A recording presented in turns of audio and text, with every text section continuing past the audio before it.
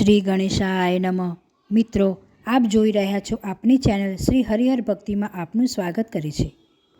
મિત્રો, આજે આપણે જણાવવાના છીએ જ્યેષ્ઠ માસ પૂર્ણિમા ક્યારે છે અને તેનું મહત્ત્વ શું છે અને પૂર્ણિમાની પૂજન અને વિધિ કેવી રીતે કરવું તથા ચંદ્ર ઉદયનો શુભ સમય કયો છે તે વિશે જણાવીશ. મિત્રો, વિડીયો પસંદ આવે તો લાઈક અને શેર કરજો અને આપ આ વિડીયોમાં નવા હો તો સબસ્ક્રાઈબ અને જરૂરથી કરશો. ધન્યવાદ. ઓમ ત્ર્યંબકમ યજામહે સુગંધિમ પુષ્ટિવર્ધનમ ઉર્વારુકમિવ બંધનાન મૃત્યુર્મોક્ષીયમામૃતાત. મિત્રો, હિન્દુ ધર્મમાં પૂર્ણિમા તિથિનું વિશેષ મહત્ત્વ માનવામાં આવે છે. જેઠ માસની પૂર્ણિમા અત્યંત શુભ અને કલ્યાણકારી માનવામાં આવે છે. આ દિવસે શુભ કાર્ય, દાન પુણ્ય કરવું શ્રેષ્ઠ મનાય છે. આ પૂર્ણિમાએ સૌભાગ્યવતી સ્ત્રીઓ પોતાના પતિના લાંબા આયુષ્ય માટે આ વટ સાવિત્રી વ્રત કરે છે.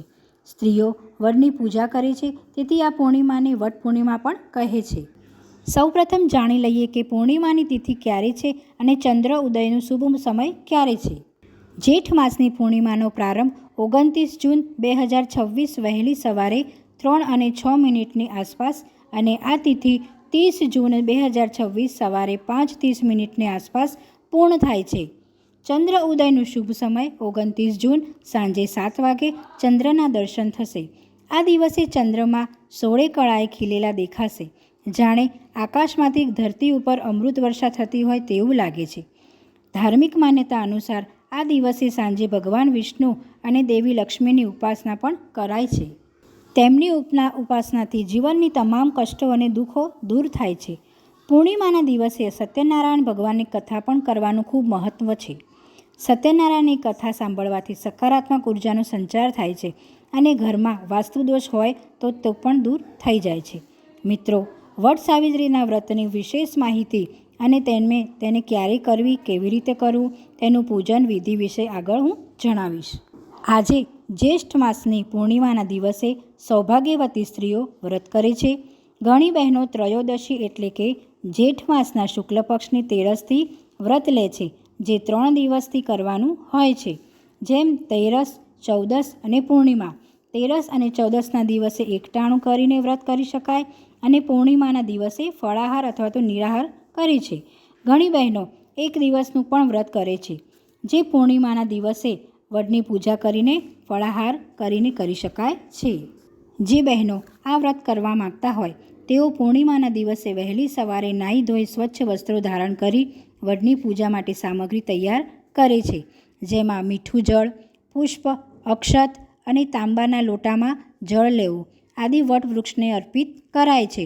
પૂજા દરમિયાન કાચા સૂતરના દોરાથી મહિલાઓ વટ વૃક્ષની પરિક્રમા પણ કરે છે. વિવાહિક જીવનની શુભકામના કરે છે. ધાર્મિક માન્યતા અનુસાર વડ વૃક્ષમાં બ્રહ્મા, વિષ્ણુ અને મહેશ આ ત્રણેય દેવતાનો વાસ રહેલો છે, એટલે પરિવારના સુખ અને મંગલદાયી પ્રાર્થના કરે છે. સૌભાગ્યવતી સ્ત્રીઓ સુહાગની સામગ્રી ભેટ કરે છે, જે પૂજન બાદ બ્રાહ્મણોને પણ આશીર્વાદ લઈને દક્ષિણા આપે છે. મિત્રો, પૂજાનું શુભ મુહૂર્ત અને પૂજન વિધિની સામગ્રી શું લેવી તેના વિશે હું જણાવીશ. પૂર્ણિમાના દિવસે પૂજાનું શુભ મુહૂર્ત વહેલી સવારે 5:30 રહેશે. અભિજીત મુહૂર્ત પણ શુભ ગણાય છે, જે બપોરે 11:57 થી 12:52 સુધીનું રહેશે. પૂજન સમય બપોરે 3:40 સુધી પણ થઈ શકે છે. જો કે સવારની પૂજા શુભ મનાય છે. સામગ્રીમાં સૌપ્રથમ સાવિત્રી અને સત્યવાન અને યમરાજની પ્રતિમા લેવી જોઈએ. આજે વટ સાવિત્રી વ્રત પૂજાની સામગ્રીમાં થાળીમાં થોડા અક્ષત, કુમકુમ, હળદર, અબીલ અને ગુલાલ લઈશું. સાથે ચંદન અને થોડું સિંદૂર પણ મૂકી શકાય છે. થાળીમાં ઘીનો દીવો પ્રગટાવવું તૈયાર કરીશું. ધૂપ અગરબત્તી પ્રગટાવવા લઈશું અને સાથે છૂટા ફૂલ પણ મૂકી શકાય. એક પાન લઈને તેમાં સોપારી, કમરકાકડી, મિશ્રી અને ખારેક પણ લેવી. સાથે પ્રસાદમાં તમે ફળફળાદી આદિ લેવાય. સાથે પ્રસાદ માટે બાફેલા કાળા ચણા અને હલવો પણ ધરાવાય છે. એક તાંબાના કળશમાં જળ પણ લેવાય. સૌભાગ્યની સામગ્રીમાં એક નાની લાલ ચૂંદડી, શણગારમાં પહેરાતી વસ્તુ જેમ કે બંગડી અને ચાંદલા, સૌભાગ્યની નિશાની જેમાં સિંદૂર અને મહેંદી પણ લઈ શકાય. આમ અન્ય શૃંગારની વસ્તુ તૈયાર રાખવી. મિત્રો, જેઠ માસમાં અન્નનું દાન અને જલનું દાન પણ ખૂબ મહત્ત્વનું ગણાય છે. આના સિવાય છત્રી, ચપ્પલ આદિ દાન કરી શકાય છે. આ પૂજા વટવૃક્ષની નીચે બેસીને કરવામાં આવે છે. બધી સૌભાગ્યવતી સ્ત્રીઓ હળીમળીને આ વ્રતનું પૂજન કરે છે.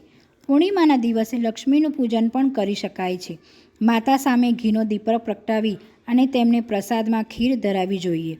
પૂર્ણિમાના દિવસે લક્ષ્મી પૂજન કરવાથી ઘરની દરિદ્રતા દૂર થાય છે અને લક્ષ્મી માની કૃપા બની રહે છે.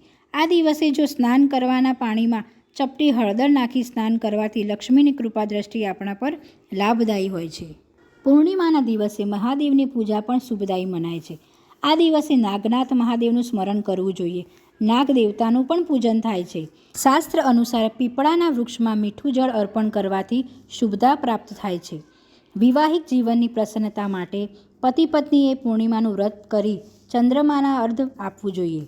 આમ આ પૂર્ણિમાનું મહાત્મ્ય ઘણું વિશેષ અને શુભ ફળ આપવાનું હોય છે. ઓમ તત્પુરુષાય વિદ્મહે મહાદેવાય ધીમહિ તન્નો રુદ્ર પ્રચોદયાત. મિત્રો, મને સાંભળવા માટે ખૂબ ધન્યવાદ. જય શ્રી કૃષ્ણ.